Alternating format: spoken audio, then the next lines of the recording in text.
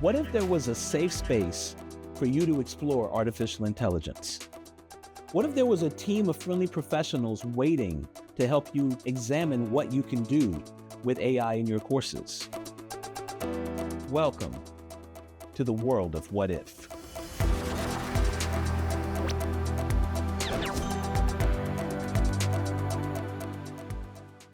My name is Nick Tracanna, and today we're going to be talking about AI voiceovers, okay? We're going to show you how to create a film with nothing but a script, okay? So I'm going to dive in right away into a little bit more into who I am, okay? So I'm a media specialist here at COSI. I take care of everything media related for all of the courses, from the very beginning of pre-production all the way to actually uploading and embedding those courses into Canvas, okay? And like it says here, we're pushing the boundaries of innovative media solutions, okay? So, since I'm the first media person to do a playground, I felt it necessary to talk about this debate and the controversy around AI and creatives, okay? A lot of people criticize AI-generated content in the arts because they feel like it, takes away from artistic integrity. There's a lot to be said about both sides of this argument.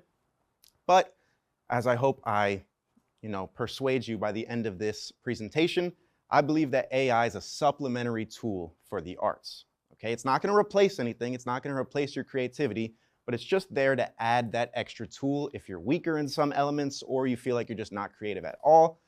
AI is there to lower that barrier of entry and allow anyone to be as creative as they need to be for any given task, okay? And a quick example of that, of like a calmer use of AI that's just good for situational things.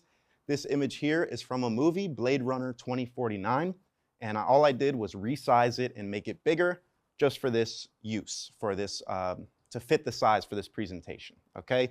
So, any issues with AI, I hope that I can alleviate those questions and make it a little bit, persuade you on my stance on AI generation. So, as I said, we're going to be talking about AI voiceovers, and the spotlight today is this website, PlayHT. Okay, now what is PlayHT? It's a text-to-speech model, also known as TTS, another abbreviation for you to know for the AI world, where basically, I put all of the details of what it actually is on this slide, if you're really interested in the nitty-gritty of what this model does and how it does it. But for the consumer level of understanding, all you're really doing is plugging text into the model and it outputs a speech, okay? So for any scripts, any dialogue, anything, any use that you can really come up with that starts as a text, this model allows it to be read aloud in a voiceover format. And as you'll see, we're gonna do a demonstration actually on PlayHT and using it practically, but there's plenty of different voices to go over that are, go from ultra realistic to, there's one that's like a space invader kind of voice, so very creative, very out there. It really has anything covered for your specific use. And like I said, the possibilities are really endless for this AI model. So what's the purpose for PlayHT? Offers a solution to instructors with time constraints that want to read AI voiceovers for lengthy scripts, okay? Not everyone has the time to come and do studio sessions for every single video of every script. So this AI alleviates all that pressure and allows you to just do it with an AI. As I said in the previous slide, it provides a diverse collection of voices that could be better suited for a specific video or specific need. So if you're self-conscious about your own voice, if you don't think you sound good talking about a specific topic, this AI is used for that. An example I put in here is an Indian voice for a lecture detailing Indian imports and exports. If you feel like your voice isn't suited for that, or you think, it may not be the right call for it, there's a voice out there that can fit those specific needs. And the last point I want to make on the purpose of PlayHT is that it's easily edited and easily revised, okay? If you were to mess up a specific word throughout your entire script while we're doing a voiceover, we can go ahead and just change that in PlayHT, and problem is solved in minutes, as opposed to scheduling another recording session, coming back and doing the same thing over and over again. So with anything involving PlayHT, you're going to want to start with a script. As I said, it's a text-to-speech model. So any text you input, it'll come out and be a voiceover generated on the back end of that, okay? So this is a fake script, fake course, fake everything that I created for MUS 1005, The Foundations of Music. Very exciting course there. So this is for a course introduction video that gives you that basics of the foundations of music. So once you have your script perfected, everything's good on the written aspect of things, from there, we choose the proper voice, okay? Now, these are all just kind of arbitrary archetypes of people, ages, ethnicities, but as you'll see in PlayHT, there's a lot to choose from. So I just did this as a visual representation of those voices. But for any given script, you'll start to notice that the voice really affects how things are going to be perceived and how the audience is going to actually digest that information. So if you have Mark, the 29-year-old Australian, versus Katie, the 20-year-old American, the voices may sound a little bit different depending on what your case may be, okay? If you have something that's super serious, super intense, and a very heavy topic, you may not want one of those realistic voices that keep saying and you know, you don't necessarily want that for that case. So I'll do a brief demonstration to kind of go over it and actually show you firsthand how PlayHT works. And we'll do everything with that script that I just showed you. So first things first, I'll go ahead and copy that script over.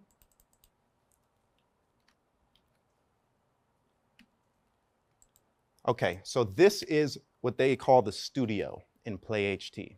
Okay, this is where everything that you're going to need to do, this is where everything is hosted. Okay, so as you'll see right off the bat, I'll just go through each individual part so you kind of know how everything's going to work. So you have the voice here, and you have the language right next to it. Okay, so for any language courses or anything like that, you know, you can still use PlayHT to an effective degree with that.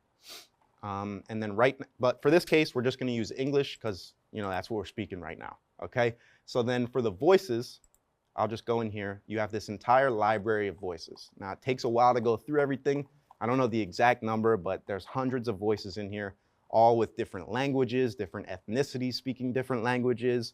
You know, it's everything you could need for each individual case that you may have. Okay, so I'll just exit out so we can stay at the top here.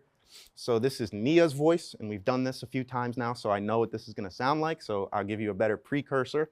So Nia's one of the newer voices that's very realistic, okay? It gives you those inflections, it gives you the filler words, it gives you all these things that really kind of make it indistinguishable from a human voice because of how realistic it sounds, okay?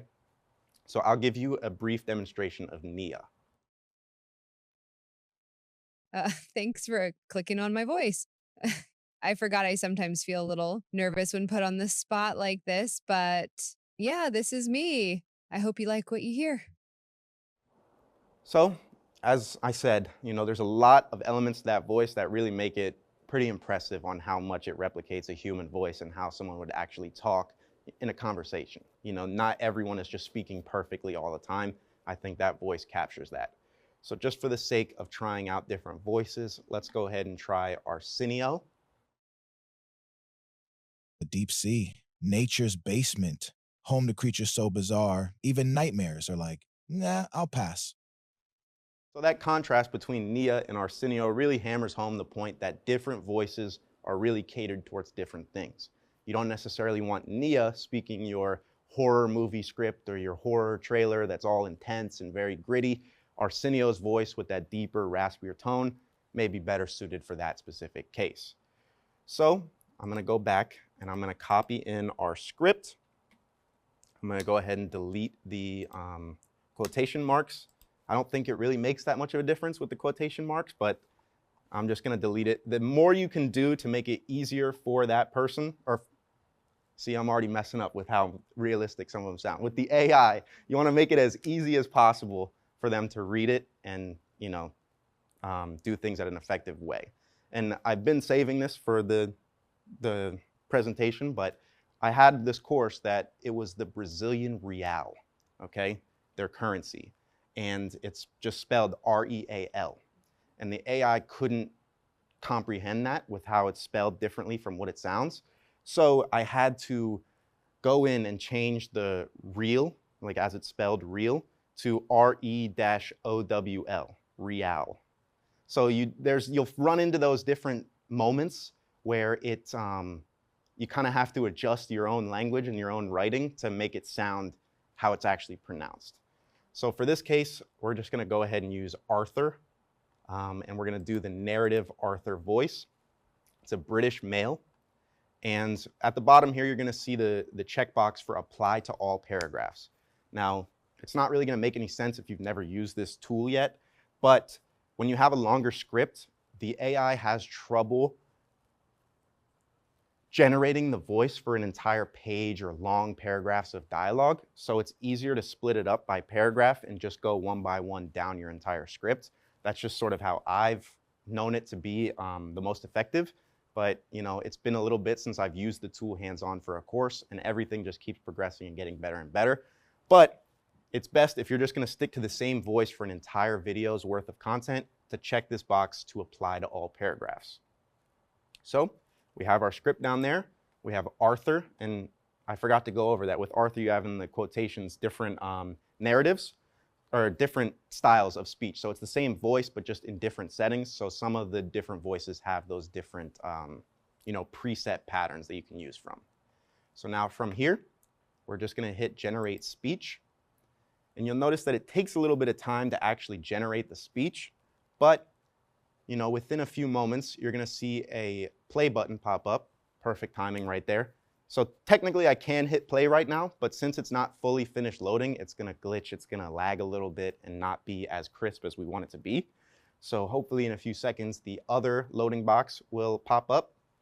And once it does, it'll be, here we go, another perfect timing, the download button, okay? So in order for this to be as realistic and as effective as possible, you want to download these voices and add more to it.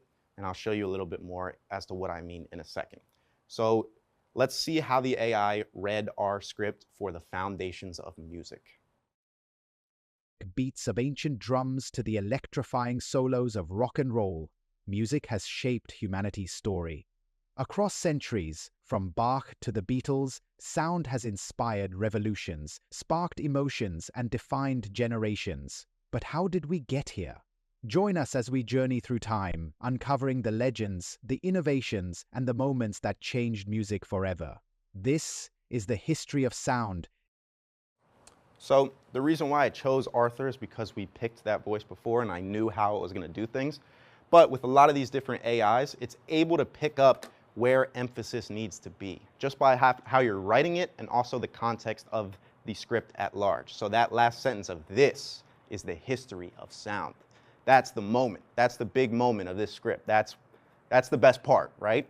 And the AI is able to understand that and understand the emphasis of that moment. So as you could hear with what Arthur was saying, it really grasped that emphasis and read it that way, like how you would read it if it was your script. So that is PlayHT. That's sort of the briefest, most basic introduction into the software and into the website. So I'll head back into the presentation.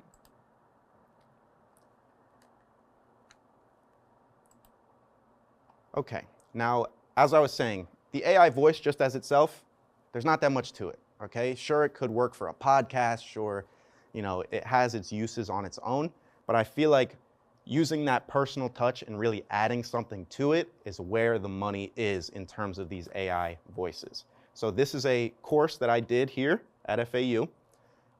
It's an international business course, okay? And this specific lecture is on the differences in culture, okay? The pros, the cons, you know, I'm trying to think of the right word, the tough parts. I sound stupid saying that, but you know, just everything that goes into the differences in culture and doing businesses across culture. So I'll go ahead and play the video now. In the intricate world of international business, the role of culture cannot be overstated. Cultural differences, both across and within nations, have a profound impact on business practices. Business success requires cross-cultural literacy. Business people need an understanding of the prevailing culture or cultures in the countries where they do business. This video lecture delves into the essence of culture and its influence on international business dynamics, with a focus on Japan, a nation renowned for its harmonious blend of tradition and innovation. So, what is culture? The collective programming of the mind that distinguishes distinguishes the members of one group or category of people from others. It encompasses values, beliefs, norms, and social practices. Culture shapes our worldview, influences our behavior, and defines our approach to business and communication. Values act as the foundation of a culture, encapsulating core attitudes toward fundamental principles such as freedom, honesty, loyalty, and justice, alongside personal and societal relationships. Norms, on the other hand, dictate the subtleties of interpersonal actions, guiding individuals on how to act in accordance with their societal expectations. These norms are split into folkways every day, casual practices that carry minimal moral weight, and mores, which are deeply ingrained, morally significant behaviors pivotal to the fabric of a society. In the context of Japan, these cultural elements play a defining role in shaping its unique business landscape. Japanese culture, with its deep-rooted values of harmony, respect, and collective well-being, directly influences the conduct of business and communication. The emphasis on group consensus nemoshi, the significance of proper etiquette such as the exchange of maishi, and the high regard for loyalty and diligence reflect how deeply cultural values and norms are embedded in Japanese business practices. Understanding these cultural nuances is not just beneficial but essential for successful engagement and negotiation in the Japanese market, illustrating how culture serves as both a bridge and a barrier in the realm of international business. Okay, so that was just a brief 2-minute introduction into that video, but this was a full lecture video. So the full product was around 10 to 12 minutes long, but I just wanted to give you guys a taste of what the AI can do and how I added a lot to it to make it into that product, that finished product that the students are actually seeing. So I'm gonna go over real quick the conventional production process. Okay, so anything that you watch, any movies, TV shows, anything like that, it's gonna follow this simple 3-step process. First, you start with pre-production. Okay, this is where all the writing, the storyboarding, the planning, the scheduling, all of that comes into play. Now, I would argue it's one of the most important parts of this whole process because it makes everything else easier as you get down the line. After pre-production, naturally, is production. Okay, this is where you're filming all the content, recording all the audio, all the voices, getting your assets together, and completing that shot list that you created in pre-production. Okay, everything you planned is actually being executed in production. Finally, you have post-production, which is my favorite part, editing all of the content. Okay, you're mastering the audio, optimizing the engagement, which especially in the TikTok social media world that we're in, you want everything to be as engaging as possible, and adding the graphics, which as you saw in the video I just showed, the text, the different bubbles that popped up, all the different things that aren't just footage itself, those are considered the graphics of the video. And then the best part, delivering the product to a happy customer. Okay? For this specific course, however, we axed out production completely. Okay, the professor did not come to the studio at all for those videos. All she did was supply the script, and I took care of the rest in post-production. Okay, now diving a little bit more into that process, that was Professor Brandt for an international business course, and she sent me all the scripts for all her lectures, and I put everything into PlayHT, 1 paragraph at a time. So you can imagine just that took a while. But I chose a British sophisticated voice to give that documentary sort of aesthetic. And then once I finished all the voiceover for each lecture, I'd put that into Premiere Pro, which is the software that we use to edit. So once that audio is lined up into a timeline and everything's cohesive all the way through, I'll go into different websites which have B-roll. Now, B-roll is just what we call anything that's not the subject itself. So in this case, it would be the professor. If the professor came in to shoot, that's considered the A-roll. Then the B-roll is just everything that didn't have that professor. Okay? So naturally, since she didn't come to record, the whole video is B-roll. Okay? So I had to find every single piece of footage to put over top of that voiceover that is relevant to what she's talking about. So as you saw, it was a lot about Japan, Japanese business, how they do things, traditions, culture. So just going into all these Japanese culturally relevant footage, I would find everything that would fit for that video. Finally, I would add the text and graphics, like I said before, emphasizing specific points that, were the most important of what she was saying, the different concepts, everything that I feel like the student really needs to hold on to and grasp. I'll put text and graphics on top of that, again, to make it as engaging and as entertaining as possible.